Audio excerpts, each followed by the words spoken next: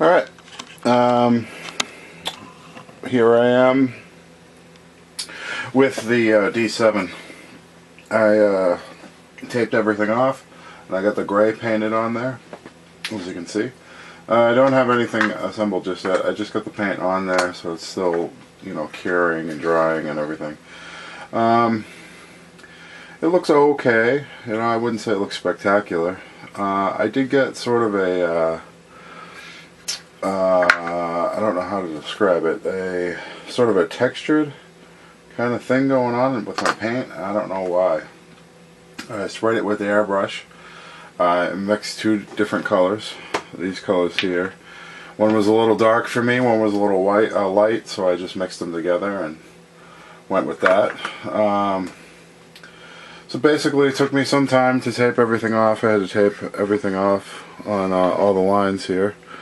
As you can see there, and the bottom is still green and everything else is where I taped off is gray, so you know, it gives it, you know, the overall effects, what we're looking for. There's a little areas I have to touch up, but nothing major.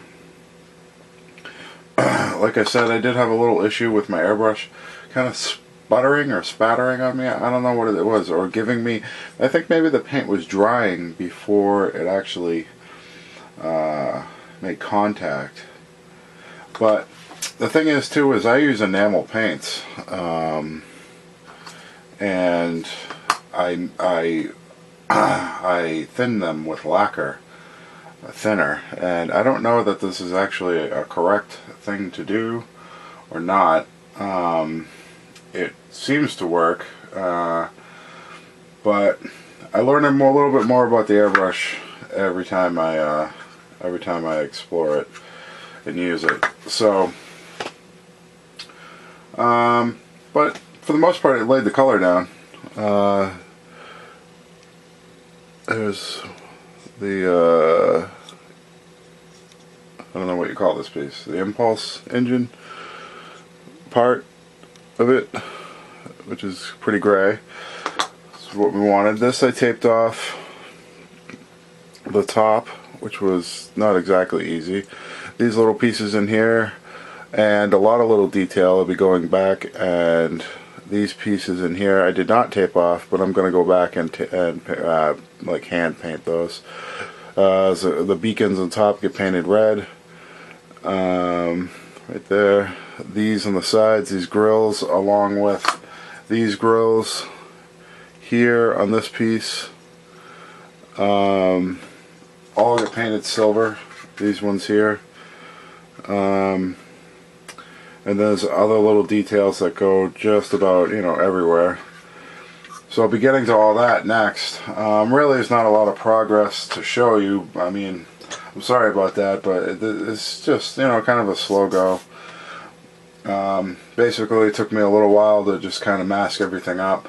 I was going to time-elapse the video on that, but I didn't set the camera up, and I didn't do that, so maybe next time. But it basically just me, you know, putting a bunch of tape on, and it was a little hard because I had to kind of fine line a lot of these lines here and get them just right, so that took a little while. But and then this took a little while to actually get taped off, just so. For the most part, I like the overall look that I've come up with, and I think the details will really bring it together. I also painted the base, which I had zoomed in on, but I realized I painted it, but it's actually wrong, because I need to actually kind of paint the colors on here first, and then the gold, because on the box here I want to paint it like that. Well, then I'm going to drill a hole and put a different stand up to the middle. That's why I filled it. But I need to paint the tops because the sides are gold. So I'm going to lay the color down, the red, the black, the green on each one of these, and then I'm going to put tape over the top of that, and then spray the gold all underneath and everything. I did this once before on the Enterprise, the Enterprise NX01 base, and it worked out well. Well, actually, no, I had a little bit of trouble with that, but it did work in the end.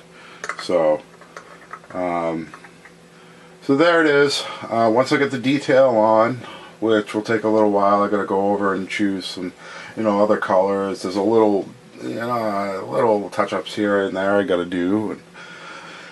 And, once I get all the little, I was going to do this like a darker color, but I think maybe just the silver now. We'll see. But it's all basically hand painting from here on out. Which it won't be that difficult. All the major masking and the major colors are down. So just hand painting and touching up little areas and final assembly and decals. I put decals on. Forgot about that.